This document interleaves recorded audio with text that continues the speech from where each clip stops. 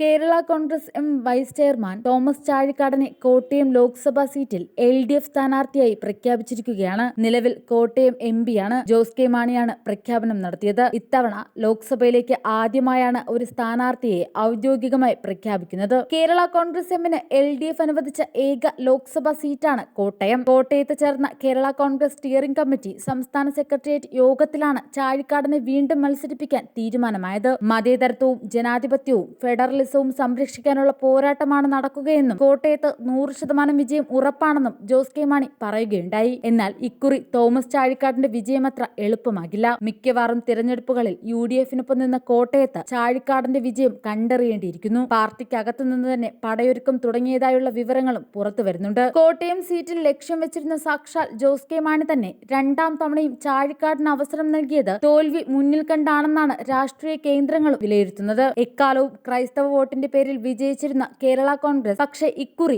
അടിതെറ്റുമെന്നാണ് പറയുന്നത്. കാരണം KM മാണിയെ പോലെ തന്നെ റോമൻ കത്തോലിക്കാർക്ക് വേണ്ടപ്പെട്ടയാളാണ് PJ ജോസഫും. ഇക്കുറി അദ്ദേഹത്തിന്റെ പാർട്ടിക്ക് UDF നൽകിയ കോട്ടയം സീറ്റിൽ മത്സരിക്കാനെത്തുന്നത് ഫ്രാൻസിസ് ജോർജ് ആണ്. KM മാണിയുടെ മറപറ്റി നിന്ന ചാഴിക്കാടനെന്ന നേതാവിലുപരി ഫ്രാൻസിസ് ജോർജിന് സഭയുമായി നേരിട്ട് അടുപ്പമുണ്ട്. 44 വർഷത്തിനു ശേഷമാണ് ലോക്സഭാ തിരഞ്ഞെടുപ്പിൽ കേരള കോൺഗ്രസുകൾ നേർക്കുനേർ ഏറ്റുമുട്ടുന്നത്. 1980-ലെ തിരഞ്ഞെടുപ്പിലാണ് കേരള കോൺഗ്രസ് മാണിയും ജോസഫും ഏറ്റവും ഒടുവിൽ പരസ്പരം മത്സരിച്ചത്. Sitting MP George J. മാത്യുവിനെ ഇറക്കി കേരള കോൺഗ്രസ് M വിജയം നേടി. അന്ന് കേരള കോൺഗ്രസ് എമ്മിനെ തുണച്ച കോട്ടയംകാർ ഇന്ന് കേരള കോൺഗ്രസ് എമ്മിനൊപ്പം നിൽക്കുമോ എന്നാണ് ഉറ്റുനോക്കുന്നത്. കാരണം കോട്ടയത്തിനു മുമ്പ് മൂവാറ്റുപുഴയായിരുന്ന ലോക്സഭാ മണ്ഡലത്തിൽ സ്ഥിരം MP-യായിരുന്ന PC തോമസ് പെട്ടെന്നൊരു സുപ്രഭാതത്തിലാണ് KM മാണിയുടെ ശത്രുവാകുന്നത്. ജോസ് കെ മാണിയെ മൂവാറ്റുപുഴയിൽ പ്രതിഷ്ഠിക്കാനുള്ള KM മാണിയുടെ തന്ത്രം എങ്ങും എത്താതെ പോയി. ആദ്യ മത്സരം തന്നെ ജോസ് കെ മാണിക്ക് തോൽവിയിലേക്ക് പോകേണ്ടി വന്നു. കേരള കോൺഗ്രസിന്റെ തലതൊട്ടപ്പൻ എന്ന് വിശേഷിപ്പിക്കുന്ന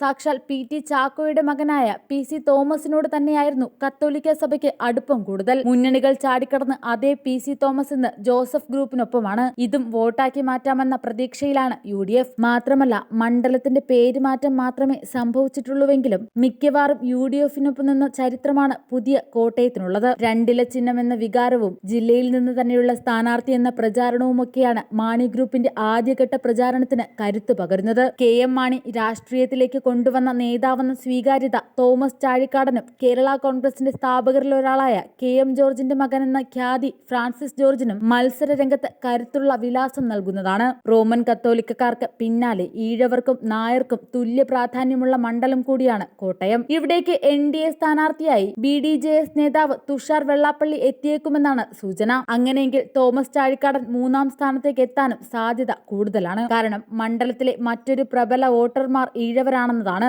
ഈ വോട്ടുകൾ കൂടുതലും തുഷാറിലേക്ക് പോകാനും ഇടയുണ്ട്. തോൽവി മുന്നിൽ കണ്ടാകണം സ്വപ്ന മണ്ഡലമായ കോട്ടയത്ത് മത്സരിക്കുന്നതിൽ നിന്ന് ജോസ് കെ മാണി പിന്മാറിയതും. മാത്രമല്ല സംസ്ഥാനത്ത് LDF-ലെ മൂന്നാം കക്ഷിയായ കേരള കോൺഗ്രസ് കൂടുതൽ അവകാശവാദങ്ങൾ ഓരോ തവണയും ഉന്നയിച്ചുകൊണ്ടിരിക്കുകയാണ്. ഇത് മുന്നണിയിൽ സ്ഥിരം തലവേദന ഉണ്ടാക്കിക്കൊണ്ടിരിക്കുന്നു. അത് കൂടുതൽ ബാധിക്കുന്നതാകട്ടെ രണ്ടാം കക്ഷിയായ CPI-യുമാണ്. മുൻ സംസ്ഥാന സെക്രട്ടറി കാനം രാജേന്ദ്രന്റെ മണ്ഡലത്തിൽ തന്നെ ഇത്തരത്തിലുള്ള അവകാശവാദങ്ങൾ ഉണ്ടാകുന്നത് CPI-യെയും ബാധിച്ചിട്ടുണ്ട്. അതിനാൽ ജോസ് കെ മാണിയെ ഒതുക്കാൻ LDF-നുള്ളിൽ നിന്ന് തന്നെ ശ്രമങ്ങൾ നടക്കുന്നുണ്ട്. എന്നാൽ ഇത് ചെന്നു കൊള്ളുന്നതാകട്ടെ തോമസ് ചാഴിക്കാടന്റെ നേർക്കാണ്. അതിന്റെ ഉദാഹരണമാണ് കഴിഞ്ഞ നവകേരള സദസ്സിൽ ഈ നേതാക്കളെ വേദിയിലിരുത്തി മുഖ്യമന്ത്രി പിണറായി വിജയൻ തോമസ് ചാഴിക്കാടനെതിരെ സംസാരിച്ചത്. ഇതിനെതിരെ കേരള കോൺഗ്രസ് എമ്മിൽ നിന്ന് തന്നെ പ്രതിഷേധമുണ്ടായിട്ടും ജോസ് കെ മാണി ഇതുവരെ ഒരക്ഷരവും മിണ്ടിയിട്ടില്ല. കാരണം പ്രതികരിച്ചാൽ LDF-ൽ നിന്ന് പുറത്തു പോകേണ്ടി വരുന്ന കേരള കോൺഗ്രസ് എമ്മിന്റെ രാഷ്ട്രീയ ഭാവി പിന്നീട് എന്താകുമെന്ന് ജോസ് കെ മാണിക്ക് തന്നെ ബോധ്യമുണ്ട്.